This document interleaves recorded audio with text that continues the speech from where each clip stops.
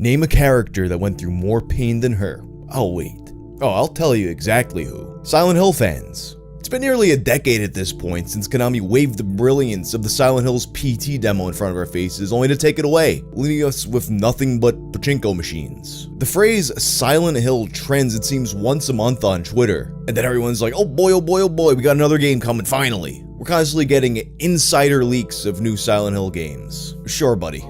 At this point, the greater Silent Hill community is basically resigned to just never again knowing happiness. What if instead of looking forwards, we looked backwards? Backwards to a Silent Hill game that not only had I never heard of, but one that involves 4 expansions that are most likely completely lost forever. For this episode of Gaming Mysteries, let's take a look at the lost chapters of Silent Hill for Game Boy Advance.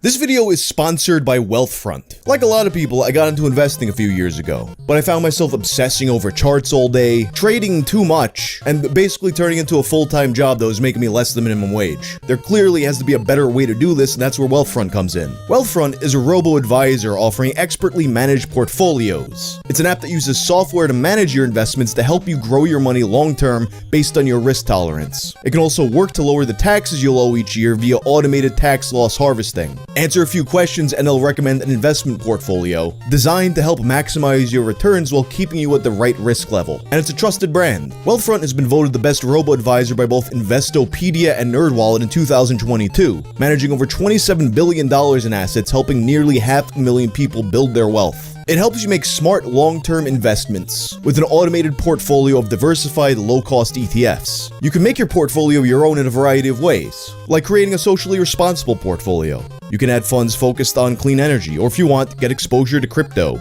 It only takes a few minutes to sign up, and you can even see your net worth and all of your accounts in one easy-to-use app. Just click the link in my description to try Wealthfront today. You'll get your first $5,000 managed for free.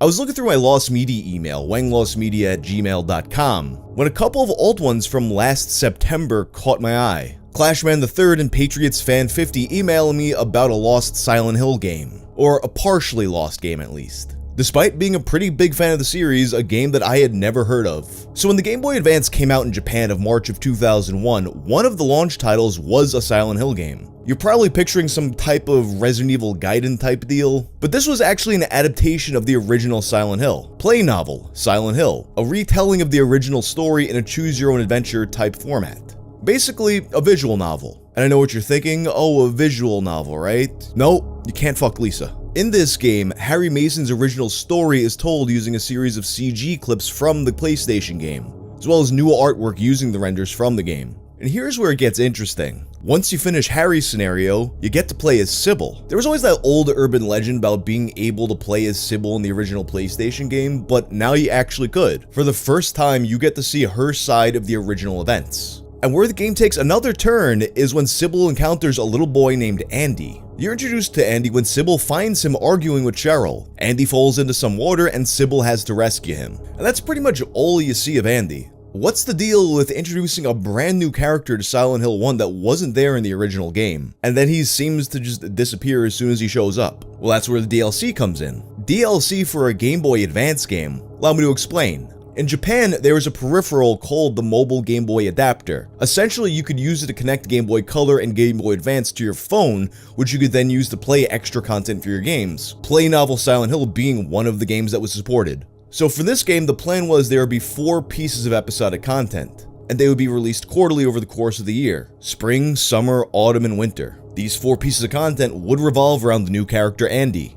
But here's the thing about the Mobile Game Boy Adapter. The content you used it to download wasn't saved on your Game Boy Advance. Once you turned the system off, it was gone. If you wanted to play it again, you'd have to re-download it. Which basically means, of course, these DLC quests are pretty much lost. In fact, I've only seen any information at all about the first installment, Spring. And the Spring DLC gives us more insight into who Andy is. So Andy is Harry and Cheryl's neighbor who goes to school with Cheryl and badly wants to become her friend. He watches them through his window, and at one point he even sees Cheryl speaking to Alessa before they go to Silent Hill. Finally, the day of the fateful trip to Silent Hill happens, and Andy sneaks into the back of the Jeep, getting brought along for the ride. Of course, Harry sees Alessa in the middle of the road, crashes the Jeep, and boom, they're in Silent Hill. And thus, Andy ventures off into the town to look for Cheryl. SHShatteredMemories.com describes the 2 possible endings for Andy's first scenario. The spring has 2 open-ended endings since there are still 3 other scenarios, summer, fall, and winter,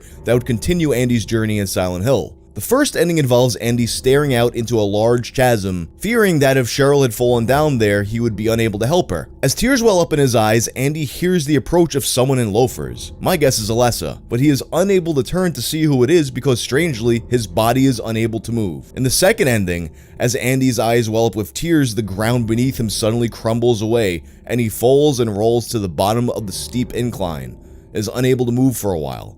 And that's it. And that's pretty much where any knowledge of what happens to Andy ends. The 3 other installments presumably did come out, but there's no record at all about what actually happens in them. Part of this likely due to the language barrier. And there was a playable fan translation of the spring scenario on alchemilahospital.net. That's currently down, but the pages can be read on the Silent Hill wiki. It's hard to say if the other 3 scenarios will ever be seen by Western Silent Hill fans, due to the fact that the DLC vanishes as soon as you turn the console off, and also it wasn't even available for that long of a period of time. It's a long shot that they were preserved at all. Perhaps there are Japanese Silent Hill fans out there who did play it and can tell us what happened to Andy, what happens in the other 3 scenarios, but as I understand it, the mobile Game Boy adapter wasn't terribly popular to begin with.